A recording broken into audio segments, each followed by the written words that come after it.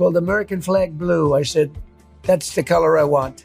I want American Flag Blue. It'll last for 40 or 50 years. There'll be no leaks. There'll be no anything. It'll look gorgeous, beautiful. So it's a story in business. That's just the way it is. Thank you for your attention to this matter. You're 100% sure that what happened with the liner was vandalism. You can prove it. Oh yeah, absolutely can. And as we drain it, we've got all the photographs we can see. I mean, there's no possible way. There are photographs of a person or people cutting a 300 or 350 foot gash in the bottom of the reflecting pool. The president received a performance review of his attempts to remake Washington, D.C. And well, it's about as good as his overall approval rating. A new Washington Post Ipsos poll asked Americans what they thought about Trump's collection of Capitol renovation projects, the White House ballroom, the enormous triumphal arch, and of course the newly renovated Lincoln Memorial reflecting pool. And the numbers follow a trend with how people view his performance on, say, the economy, inflation, foreign policy, and even immigration. The battle lines right now, at least in these swing districts where elections are decided, like in Kate Conley's district and Bob Brooks and Bobby Polito, et cetera, are between Democrats, people running with a D next to their name, and Republicans. And you showed the initial Fox graphic with this approval of socialism, or the DSA and socialism, but not communism. But there was a lot more to that Fox poll, and it was absolutely brutal for Republicans. And that is going to be the choice in November. Democrats have 53 to 46 in counties where the presidential vote was close, so decided within 10 points. Democrats have 59-41, up on inflation and prices and the economy. Young people, old people, women, independents. The only group that Donald Trump was up with was white voters, and that was just GOP plus one. 65% said that they were dissatisfied or upset. Only 32% said they were satisfied or enthusiastic. And nearly 40% said specifically that they were upset. And this comes as the president has gone above and beyond to instill his very particular interior design style in the White House. I mean, even Liberace at this point would be like, it's a bit too much, mate. Ladies and gentlemen of Georgia, the golden age of America is upon us. We are in the golden age. This is the greatest we'll ever be.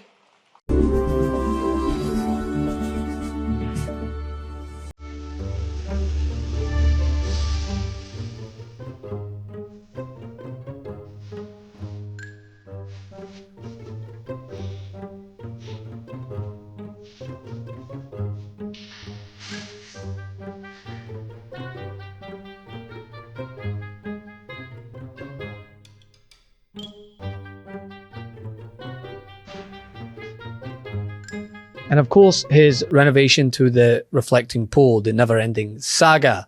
The president has continued to post lengthy rants about the alleged sabotage of his renovations. A criminal case has now evolved and has been thrown into doubt after his administration officials drained the pool, not only exposing the entire surface despite their attempts to hide it with these very secure fences, but exposing the surface to the public, which many have asked, where's this massive gash that he was talking about?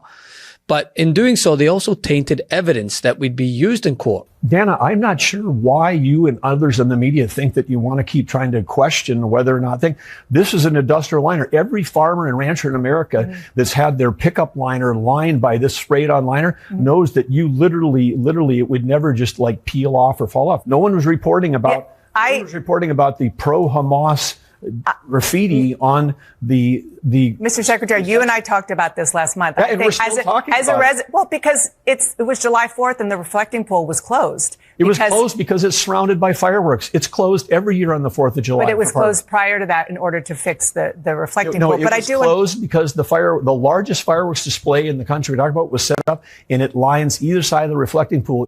The defense attorneys of former Olympian David Hearn, who will go to trial in September over allegedly damaging the pool, said the repairs that they are continuing to do undermine the case against him. But the thing is, the reason amidst everything that's going on, all the files that he should be putting out, that Trump is hell-bent on these vanity projects is to do with exactly what pollsters found when asking Americans what they thought was motivating Trump on these projects. The most common response was that they were intended to glorify Trump or satisfy his vanity and ego.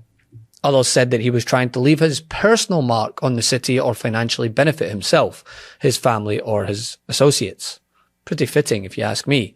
And nothing illustrates the gap between Trump and the American people than the reflecting poll, right? I've said this before. Trump personally promoted the renovation as proof of his construction ability. He is a savvy businessman. He described the project as faster, cheaper, and more effective than what ordinary government bureaucracy would deliver. He said he was very good at building and constructing things and presented the poll as a model for how he intended to remake Washington, all while avoiding the whole part about the guy he gave a contract to was associated as a Trump affiliate.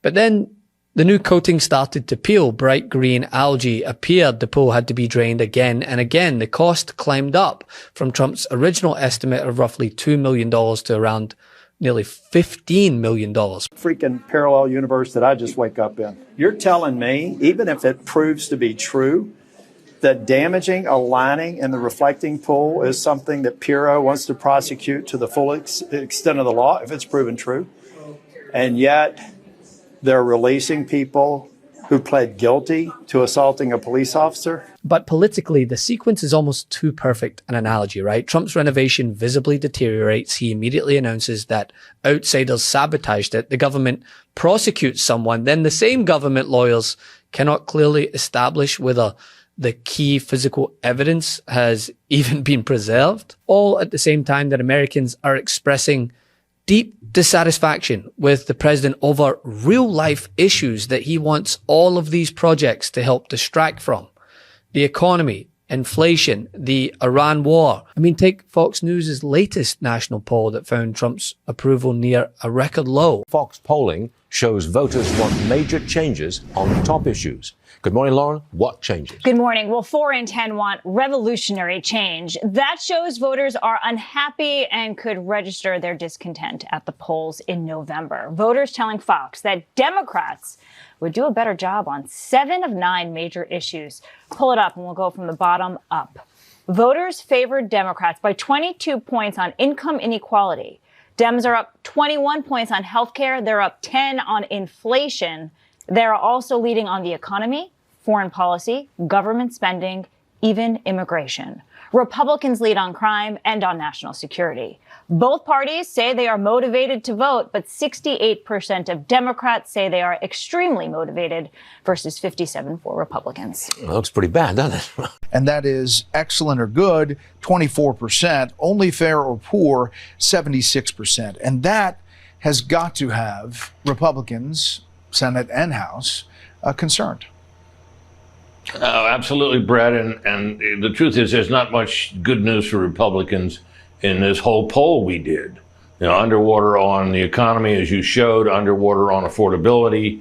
Those two issues are front and center for sure. Republicans have a little bit of a lead on national security and, I guess, law enforcement. But everywhere you look, Republicans are down. Now, there is a bit of good news. As you mentioned, the redistricting will help them with seats in the House, and they will probably need every one of them they can get from that. Only 24% of voters described the economy as excellent or good, while 76% rated it fair or poor. Trump was underwater on numerous key issues like the economy, inflation, and Iran, and even Fox's own political analysts acknowledged that the results of this poll contained little good for Republicans. And it coincides with other polls like a Washington Post Ipsos poll that placed Trump's overall disapproval at around 61%, with pessimism centered on the economy and the Iran war. That same war that Trump claims people approve of. But Fox's own polling found that 56% opposed U.S. military action against Iran, while 66% disapproved of Trump's overall handling of the conflict. So you consider the political image here that Trump is creating, right? Americans are worried about inflation. They're worried about gas prices. They are worried about an ever expansive war without a clear directive or ending in sight. They're worried about American troops being killed and wounded. And the man in charge is obsessed over whether the water beside the Lincoln Memorial is the correct shade of American flag blue. I wouldn't say that's reading the room, would you? Before you go, our book, WTF America, is available for pre-order now. It's the story of how we got here and how we fight our way back. To pre-order, scan the QR code or click the link in the description. Let's do this.